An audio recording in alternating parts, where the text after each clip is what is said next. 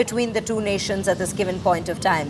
And this is ever since Donald Trump stepped into his presidency for the second term. We've seen an entire tariff war take place. We've seen an entire war that's taken place in West Asia, where both countries are on two sides at this given point of time. And yet, we've seen Donald Trump time and again say that, yes, they've been speaking and been in conversation with their counterparts in China to ensure that the message is sent to Iran, that they meet at the negotiating table and give in to the very demands of the United States. So which is why this very meeting comes in to be very crucial. Remember, there were certain complexities as well that was involved when we speak of this entire meeting, because there is an entire energy crisis that the entire world seems to be facing at this point of time, and China included, because we've been taking a look at manufacturing having taken a hit because of this very fuel crisis in the very country.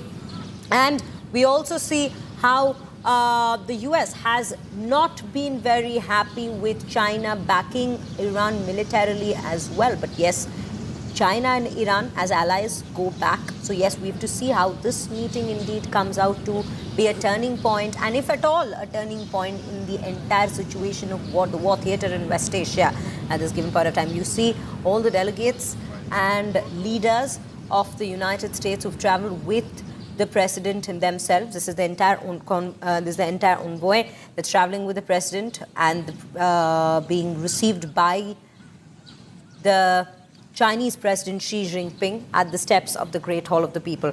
Pranay Upadhyay joining me on the broadcast with more details on this historic meet at this point of time. Pranay, very good morning to you. 10 years after which we see that very handshake that just took place at the steps, that is what the entire world is looking at. What comes out of that very move, this entire meeting, the entire world has their eyes on that at this given point of time. That is how big and how high profile this meeting is at a time when we see the war theater continue.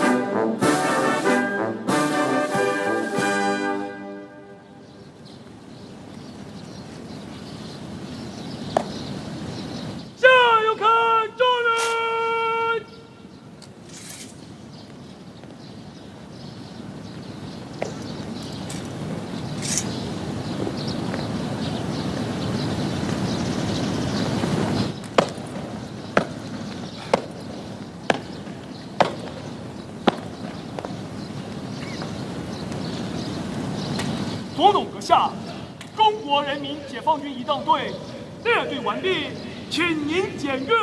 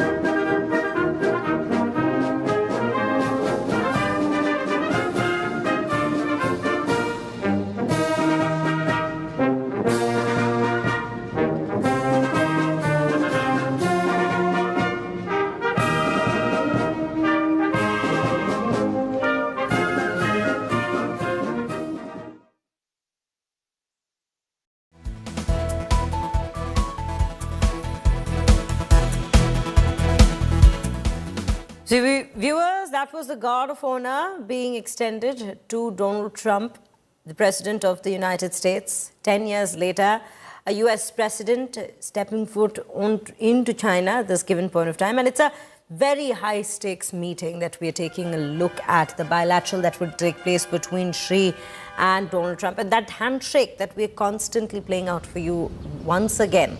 The first in terms of a greeting, an exchange that took place between the two leaders. That is what sets the optics for the rest of the meeting, for the rest of this entire bilateral, and also a sign of where these ties in fact stand at this point of time. There's a lot that's riding on this entire meeting. Of course, years of tariffs, sanctions, tech controls, military signaling from both sides. And yet, this is the bilateral that ensures that the competition continues for all of the people there. This is a historic meet, remember, that we are in fact taking a look at, witnessing, that is, at a time when the entire world remains to be on an edge with the West Asian war. This is the guard of honor being bestowed and extended to President Donald Trump, the American president after Barack Obama, to be visiting China after 10 long years.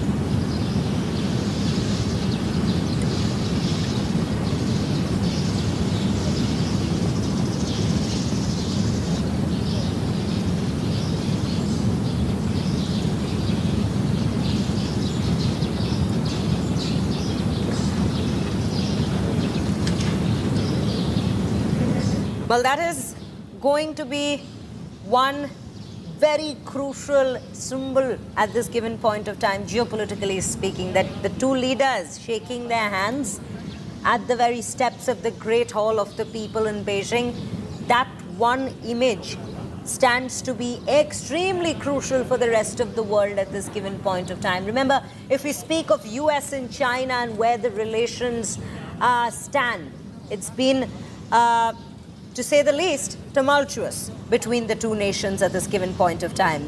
And this is ever since Donald Trump stepped into his presidency for the second term. We've seen an entire tariff war take place. We've seen an entire war that's taken place in West Asia, where both countries are on two sides at this given point of time. And yet, we've seen Donald Trump time and again say that, yes, they've been speaking and been in conversation with their counterparts in China to ensure that the message is sent to Iran that they meet at the negotiating table and give in to the very demands of the United States. So which is why this very meeting comes in to be very crucial. Remember, there were certain complexities as well that was involved when we speak of this entire meeting, because there is an entire energy crisis that the entire world seems to be facing at this point of time, and China included, because we've been taking a look at manufacturing having taken a hit because of this very fuel crisis in the very country. And we also see how the US has not been very happy with China backing Iran militarily as well. But yes, China and Iran as allies go back. So yes, we have to see how this meeting indeed comes out to be a turning point, and if at all a turning point in the entire situation of the war theater in West Asia at this given point of time. You see all the delegates and leaders of the United States who've traveled with the president and themselves. This is the entire envoy that's traveling with the president and being received by the Chinese President Xi Jinping at the steps of the Great Hall of the People. Pranay Upadhyay joining me on the broadcast with more details on this historic meet at this point of time. Pranay, very good morning to you. 10 years after which we see that very handshake that just took place at the steps, that is what the entire world is looking at. What comes out of that very move, this entire meeting, the entire world has their eyes on that at this given point of time. That is how big and how high profile this meeting is at a time when we see the war theater continue.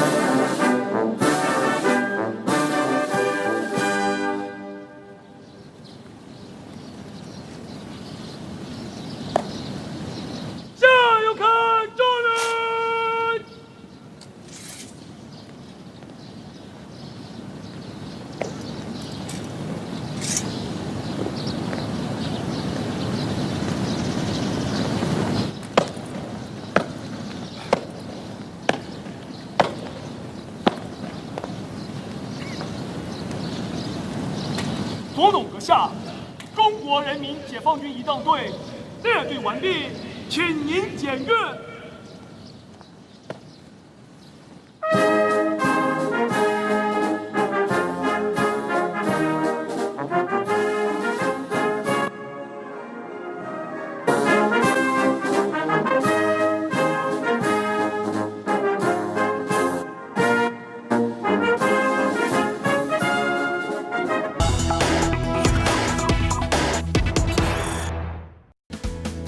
Very good morning, viewers. Welcome back. You're watching First Up on India Today with me, Sriya Kundu. And right at the top of this very bulletin, we will be taking you to Beijing Strait, where we see Xi Jinping and President Donald Trump having met. And this is the inside visuals that we bring to you from the Great Hall of the People in Beijing, where we just saw the guard of honor being extended to the President of the United States. And now both the teams of China and the United States are sitting together in a meeting. This is already we see conversations having started between the two teams, with China's side being led by the President Xi Jinping himself. Now, on the other hand, is the entire team of diplomats and leaders who have traveled alongside President Trump. This is a high-stakes meeting, to say the least, at this given point of time, viewers, that we're speaking of. Not just the timing of this very meeting, because it comes in the background of a war that still continues to be a sore point for the entire world, as we're all paying the cost in terms of an energy crisis that's taken over. On the other side, of course, if we speak of these two countries exclusively, the relation between the two have always been quite tumultuous at this given point of time, as we see, especially in the last few years, ever since Trump stepped into presidency yet again for his second term. We've seen sanctions, we've seen competition in the field of defense, in the field of technology, in the field of industries. And right now, this is the two biggest economies of the entire world that comes to meet each other at a time when there is a war underway. And when we speak of the war, why it comes out to be very crucial to note this is that there are two different types. This is Donald Trump speaking. Let's listen into what he's saying. An honor like few have ever seen before. And I think I was particularly impressed by those children. They were happy. They were beautiful. The military is obvious, it couldn't be better, but those children were amazing, and they represent so much. And I know they represent so much to you. You and I have known each other now for a long time. In fact, the longest relationship of our two countries that any president and president has had. And that's, to me, an honor. We've had a fantastic relationship. We've gotten along. When there were difficulties, we worked it out. I would call you and you would call me, and whenever we had a problem, people don't know, whenever we had a problem, we worked that out very quickly. We're going to have a fantastic future together. Such respect for China, the job you've done. You're a great leader. I say it to everybody, you're a great leader. Sometimes people don't like me saying it, but I say it anyway because it's true. I only say the truth.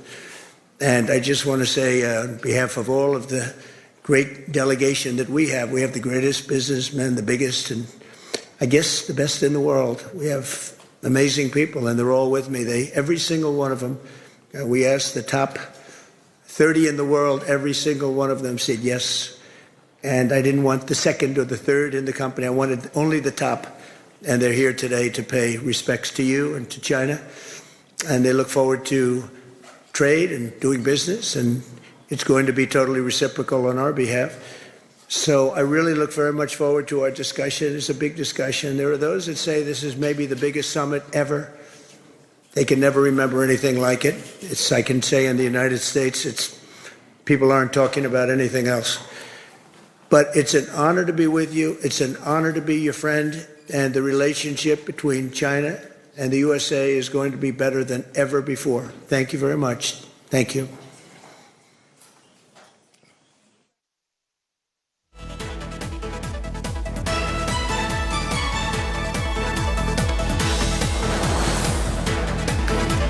This is a historic meet, and as we could see and hear what President Donald Trump also has to say, he's started with hailing Xi Jinping at this given point of time. and has called him a great leader. Of course, three T's that we have deduced at this given point of time that all eyes are on in terms of agenda for this meeting would be trade, which is, of course, vastly to do with the tariffs as well as how the trade relations between the trade ties between these two nations can be further strengthened.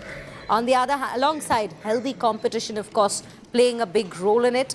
Then Tehran, of course, that comes in second on that very list at a time when the Strait of Hormuz has been a pain for the rest of the world at this given point of time in terms of an energy crisis that China has also felt the effects of. And last but not the least, Taiwan, given that the United States has time and again pushed for a resolution with Taiwan. A lot of leaders have come out to speak in favor of Taiwan and their own independence and have spoken against China controlling that very region, while on the other side there are leaders who side with Xi Jinping as well. But yes, these three will be at the very top of the agenda in terms of talking points between the two leaders at this given point of time. But more importantly, let's also take a look at how historic the entire grand welcome for the president was as well. Because remember, back in 2017 is when this meeting had taken place. Trump had visited China. Before that, in 2016, it was Barack Obama who had come out to visit China. But other than that, we have seen sideline meetings take place during summits between the two leaders, especially in the first term of Donald Trump's presidency itself. But this time, in the second term, this is after 10 long years that we're taking a look at both these leaders come together. President Trump visiting China at this point of time. Of course, when we speak of trade, if we just take a look at the last 2 years and how it's turned out to be for the two sides, we've seen a lot of instability. And why we say this has affected the rest of the world is because these are two of the biggest economies of the entire world, where we've seen tariffs being levied by one, that is the United States, upon China at 50%, as high as 50%. And that is the entire peak of that entire tariff war that was underway between the two countries. Of course, then it has come down, and there's a lot of complication and complexities that's played around tariffs in itself. But Tehran, if we speak of, China has been historically a close ally of Iran, and it is Donald Trump since the very start of this war who has come out to oftentimes say that we request China to step in and convince Tehran to meet the demands and say yes and give in to the very demands that's been made by the United States on the negotiating table. Remember, while talks have already failed twice between these two, there is a ceasefire that also has been in place in West Asia at this given point of time, but we've seen those sporadic attacks take place as well during that very time period. And yes, if the war continues from this point onward, it will lead to a larger crisis that the world may not be prepared for as well to handle in terms of energy supply. Whether a deal can be reached after this very meeting, that's something the entire world is counting on, one may say. Remember, at a time when multipolarity is the way forward, or at least in terms of geopolitical landscape that we see, multipolarity is one way that all countries are looking toward and going to proceed towards. One superpower meeting another major economy, the second largest economy at this given point of time, comes in to be very, very crucial at these times of instability, especially when we speak of geopolitics at this given point. So yes, it is a crucial meeting that we are speaking of symbolically as well. And symbolically, the biggest sign, that the biggest optics that came out from this meeting already is that handshake that took place at the historic steps of the Great Hall of People in Beijing itself. One that sets the tone for the rest of the meeting, that yes, these are two leaders, and when we speak of Trump and Xi Jinping, they have shared a good relations between each other since the very first term as president for Donald Trump itself. So yes, that relation has been there At the same time, it's taken a look at a few challenges. And yes, this is where we see another historic meeting taking place between the two countries, where geopolitics isn't the only agenda, but also the two countries and their bilateral relations, their strategic relations comes to play a very crucial role at this point of time. Let's listen in to what Donald Trump said at that very meeting, the first exchange that took place between the two sides inside the Great Hall of People. You and I have known each other now for a long time. In fact, the longest relationship of our two countries that any president and president has had. And that's, to me, an honor. We've had a fantastic relationship. We've gotten along. When there were difficulties, we worked it out. I would call you and you would call me. And whenever we had a problem, people don't know, whenever we had a problem, we worked that out very quickly.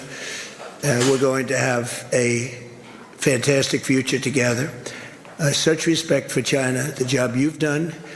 You're a great leader. I say it to everybody. You're a great leader. Sometimes people don't like me saying it, but I say it anyway because it's true. I only say the truth. We're being joined by CGTN correspondent Zhao Jiaxin on India Today. Mr. Jiaxin, thank you so much for speaking to us on India Today. Very good morning to you from India. It's a very crucial day that we see awaiting in Beijing itself, that the first photograph that came out from the steps, historic steps of the Great Hall of People, is that handshake, the pleasantries that was exchanged between the two leaders, proceeding to a meeting inside where both leaders came out to hail each other as great leaders in their respective countries. A lot is riding on this entire meet, specifically trade, Tehran, and of course discussions on Taiwan. Your take, and what are we expecting for the rest of the day? Well, as you said, this is really a crucial day for not just the two sides, but also for the rest of the world, because we're talking about trade stability. We're talking about security for the two UN security members to try to roll a map, especially for the United States, to dealing with the ongoing crisis in the Middle East. So I think the priority areas could be on this. The first, as I said, the trade and economic concerns. Prior to this very critical meeting here in Beijing, the two trade delegations actually met in Seoul, South Korea, to try to figure out some technical issues before the leaders could just strike on any kind of deal. And we are expecting this as the central topic because the two sides are now reportedly exploring a managed trade mechanism. And this is involving some approximately $30 billion worth of the mechanism, which is about non-sensitive goods for tariff reductions. Because you know that in the very beginning of Trump's administration, in his second term, there is a kind of what many called the toughest economic pressure campaign against China. So the average tariff hit China would be about 35%. So there is space for the two negotiators to try to get some reductions in tariff. And also, just before that, the two sides, the trade representative had a candid, in-depth, constructive dialogue. So we are expecting some trade consensus on this. And second, of course, the technology. The discussions will be surrounding some export controls, semiconductors restrictions, and also artificial intelligence. Both countries actually have agreed to manage the AI race together through a new dialogue magnet. And this is also essential because, as I said, the summit diplomacy for the two sides are just trying to manage the difference. So even for the competitive areas like artificial intelligence, also technology, and they're trying to find the way to get along to manage those differences. And also third, as you said, the Taiwan questions. And I think Beijing has drawn this red line for decades. And this is the kind of these issues that the U.S. side will raise. But this is really important consensus that the two sides hope to reach for the bilateral relations. And also the foreign ministry stated that China must safeguard this sovereignty and would not allow Taiwan to be separated. And as I mentioned, another important one is about the global issues. The agenda also includes, for the two sides to deal with the fentanyl issues, the counter-narcotics cooperation, also the climate change, also the regional conflicts. There is always a report about, the U.S. is asking China to talk to Iran, but I think the two sides are now, sit together to talk about how to ease the tensions in the Middle East and try to find peace talks between, not just Iran and United States, but also between, different sides. You've touched upon, or rather concluded, your opening remarks on a very crucial point there, which is the Middle East war. And I'll come back to you. We'll circle back on that. Let me just take our viewers through what Donald Trump had to say right at the beginning of this very meeting, hailing Xi Jinping as a leader first. And we'll come back to you, Mr. Jiashin. On behalf of all of the great delegation that we have the greatest businessmen, the biggest, and I guess the best in the world. We have amazing people, and they're all with me. Every single one of them, we asked the top 30 in the world, every single one of them said yes. And I didn't want the second or the third in the company. I wanted only the top. And they're here today to pay respects to you and to China. And they look forward to trade and doing business, and it's going to be totally reciprocal on our behalf. So I really look very much forward to our discussion. It's a big discussion. There are those that say this is maybe the biggest summit ever. They can never remember anything like it. I can say in the United States, people aren't talking about anything else.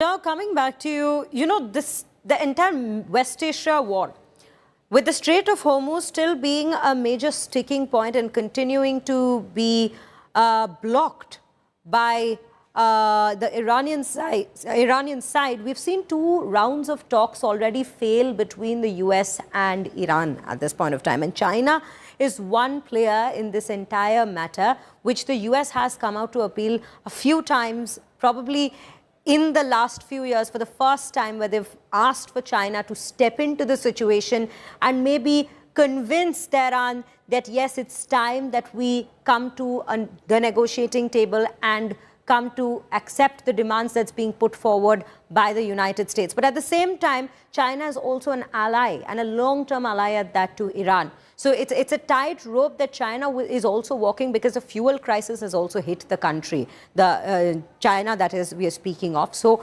it's a very tough spot that we see China is also in at this given point of time. But how does this play out diplomatically? That will be a big point that everybody is looking forward to understand from this very meeting. What comes in as a fallout from this entire meeting? I think the first point is that, as you said, strategically, China has been maintaining a really good relationship with Iran. But Iran is never the ally of China, and China is not seeking any alliances with the rest of the world. So, but strategic partnership with Iran, of course, right. And China like to be a really mediator to try to, restore peace in the Middle East, especially not just in Ukraine, in Gaza, but also now in the Middle East. Of course, the Pakistani delegations has been making this effort. I think China welcomes that. I think a lot of parties are love to involve in this negotiation tables to restore the peace, because the energy supply chain, also the agriculture exports, has been actually experiencing this kind of impact of because of the Strait of Hormuz. So my point is that China is trying to find a way to persuade Iran to try to lower expectations, of course. And of course, I think the same would be applied to the U.S. President Trump.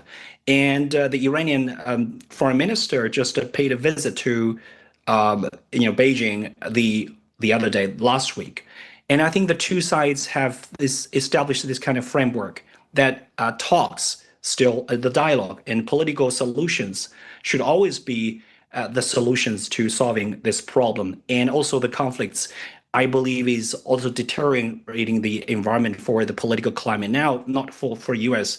Because just prior to this official visit, state visit to Beijing, I think Trump wanted to bring kind of like a victory over Iran to Beijing, and to, I would say, to show that the U.S. influence is back, not only in Venezuela, but also in Iran. So China is trying to cautiously prepare itself, to deal with the United States in this regard, because uh, China understands that Trump not only business deal is one of his favorite, but also the political influence in Western Hemisphere, in the Middle East.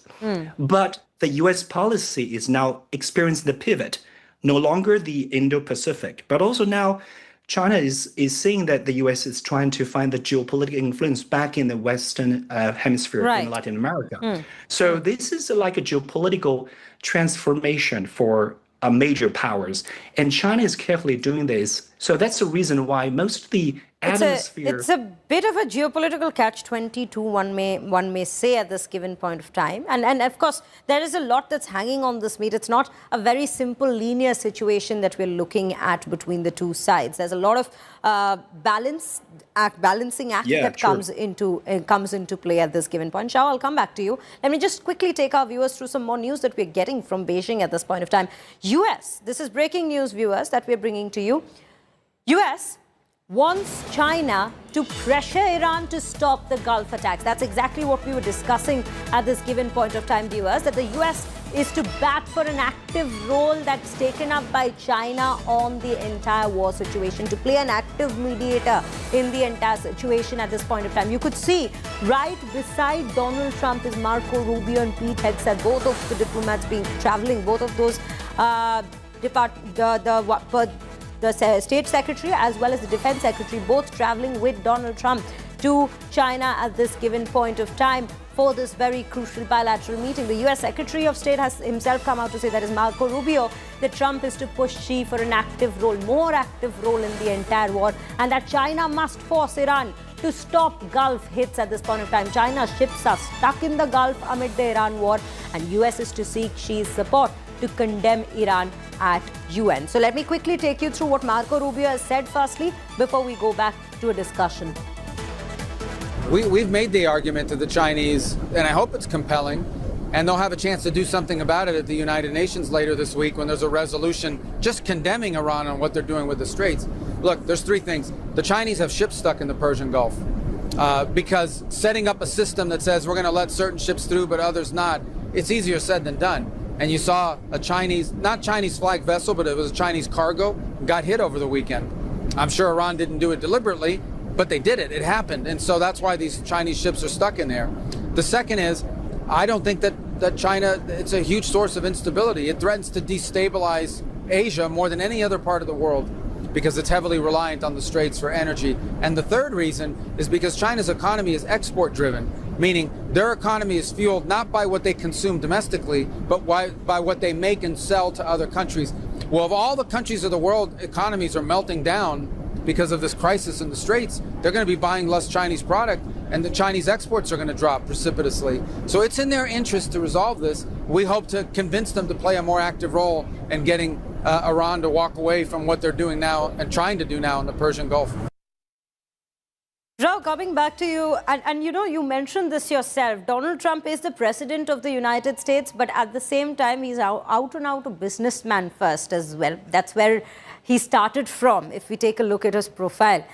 You know, what comes in to be very crucial at this point of time is how far does the American team push the Chinese team, their Chinese counterparts, in this entire situation, in the bilateral meeting, to take or to play a more active role in this entire situation in West Asia. Because at the end of the day, it's the Chinese economy as well that one is speaking of, just like all other economies in the world that's being affected with this very war and the energy crisis. How far can China indeed, strategically speaking, come into play an active role pushed by the United States at this point? Well, economically, I believe first the trade stability is the priority area for the two sides to solve at the moment. And we know that there are differences. But of course, I think China has also performed really good performance in the first quarter of its economic growth. But as you said, and also as Secretary Rubio said, that there is the ripple effect from the conflicts, either from the Ukraine crisis or also from the disruption from the Strait of Hormuz. So I think, but China, of course, is not trying to rely on U.S. and other economies over the past years, because now more and more economies are finding their food, like their economies are now interdependent. So the supply chain is one of the key issues for China, of course, during its published 15th five-year plan. So that development plan demands China itself to domestically try to create demand and try to still open up markets to make its economy robust, and try to make sure that those energies and semiconductors and also the high-tech energy is developing now in a high-quality way. And smart energies, green energies, and this is also the way that the U.S. is now looking for to cooperate with China. So I believe that the two sides during this meeting, either from the 17 top business leaders, they're looking for cooperation, because the commerce board here, either in across Chinese cities, they're voicing support for U.S. business coming to China.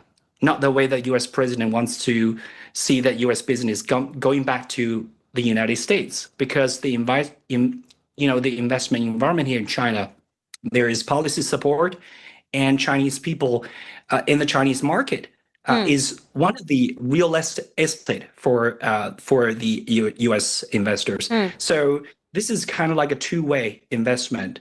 So we can see that the cooperation space is still a lot more. And that is the reason why we're seeing this as a really positive political chance for the two sides. You know, I have a very interesting question for you here, and I'll come to you with that. Let me just take our viewers through this bit of an analysis that we have prepared for. Why is it that China, Xi Jinping that is, doesn't need a deal with Donald Trump at this point of time? But it might be the other way around, because Iran war shifts the power balance. And that is what Beijing says, that US has been weakened by the Iran war at this point of time. China plays peace broker with Xi Jinping pushing for peace and hosting global leaders. It's a bit of a situation that we are seeing being changed. Yes, US is still considered a superpower, but then are we looking at a multipolar world with this war being probably another domino in that entire series of events that's been playing out? China's leverage over Iran also plays a crucial role, because Beijing remains Iran's economic lifeline at this point of time. Militarily speaking, economically speaking, China comes in to be a big support for Iran. Taiwan now, of course, is a key issue that Xi wants a softer US stand on Taiwan. And that's what Shah was also mentioning, that China is very, very firm on their stance when we speak of Taiwan. They do not want Taiwan to be separated from China. China wants time, not conflict. Xi Jinping is prioritizing trade stability with the United States. Now, all of this is an analysis we're presenting to you based on a New York Times report at this point of time. This is what we see at this given point playing out in terms of a power equation between the two leaders. On the other hand, we have more breaking news that's come in. Donald Trump lauds Chinese kids who greeted him. You could see a line of those kids during the Guard of Honor, right at the end of it, greeting him and welcoming him to Beijing. Those are the visuals with flags of both countries. Trump stops to applaud the kids cheering him. Kids cheer for Donald Trump at the Great Hall of People. Donald Trump, in fact, mentioned that even in his first interaction with the Chinese team led by Xi Jinping, Chinese delegation team led by Xi Jinping, that he was particularly impressed by the very kids who came out to greet him during the conclusion of the Guard of Honor. Take a look as to what's been said by Donald Trump on the same. That was an honor like few have ever seen before. And I think I was particularly impressed by those children. They were happy. They were beautiful. The military is obvious. It couldn't be better, but those children were amazing, and they represent so much. And I know they represent so much to you. That was an honor like few have ever seen before. And I think I was particularly impressed by those children. They were happy. They were beautiful. The military is obvious. It couldn't be better, but those children were amazing, and they represent so much. And I know they represent so much to you. So more of optics playing out here, and of course this also comes in as a push to people ties, because at the end of the day, kids are the future of the country and what it holds in terms of relations between the two countries at the end of the day. But Zhao, coming back to you and the power equation that we were just describing for our viewers in a little more detail, what comes out to be very important, and I want your take on this at this point of time. If we'll take a look at the entire situation, be it the war, be it trade, be it Taiwan, do you think the fact that US now needs China to cooperate with them so that the Iranian side comes to the negotiating table and gives in to their demands, do you think that might be used as a card, as one may call it, a card for them to be playing out with Trump, to be negotiating with Trump? That is the word I was looking for here. To be negotiating with Trump at this point of time over Taiwan and trade, because trade has taken a hit in terms of sanctions that were levied by Donald Trump in his second term of presidency. Very high sanctions we had seen being imposed by the United States on China. So which is why we've seen quite a bit of instability between the two countries when we speak of trade ties. And as you said, Taiwan is also a sticking point for China at this point of time. So will they be using Tehran as a negotiating card then, that yes, we support you on this entire matter in the war field, but you come out and make sure that you meet us when we speak of trade in Taiwan? Well, I would just put it simple, because there are 2 points that I love to make for this one, which is a really good question. Well, President Trump has always talked to media in the public that the U.S. has a lot of cards, either in trade, against these and other economies, also the military threats, due to its military presence across the globe. But actually for China, I think most of the Chinese foreign policies is not playing cards, because China has stressed many occasions that there is no zero-sum game.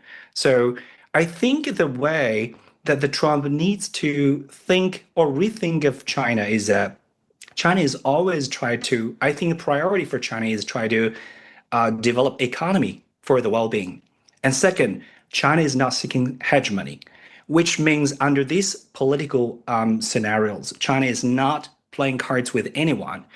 We had a really serious relations with India the other years, and I also attended G20 in New Delhi, during the COVID, and I experienced the tensions between the two sides. But when I talked to India Today and now the Indian media, they were friendly. So as you mentioned, people-to-people exchanges can expand the understanding, the cultural relations, the trade, cooperations. And I think we cannot, if it can be proven, but gradually, I think the U.S. administration, or maybe I don't know if the next president would understand that China is not a rivalry. China never used the word competition with the U.S. in any kind of political context. So this is a real differences. So I know that you are talking about cards and also the leverages, but when it comes to peace talks, China has always been promoting these kind of peace talks. So this philosophy has been based on what China has initiated, the Global Development Initiative, the development, also the civilization, also the security initiative. So I think the world should, not just Mr. Trump, but also I think your Prime Minister Modi may be seeking this understanding, the common ground with Chinese leaders on many occasions this year. So that's the reason why I believe that Taiwan would not be the cards that played by anyone, because this is a kind of a sovereignty problem, and China would not seize or make any concessions towards that. But as I said, China would not drop or reject any force if necessary. Right. Zhao, thank you for putting forward your insights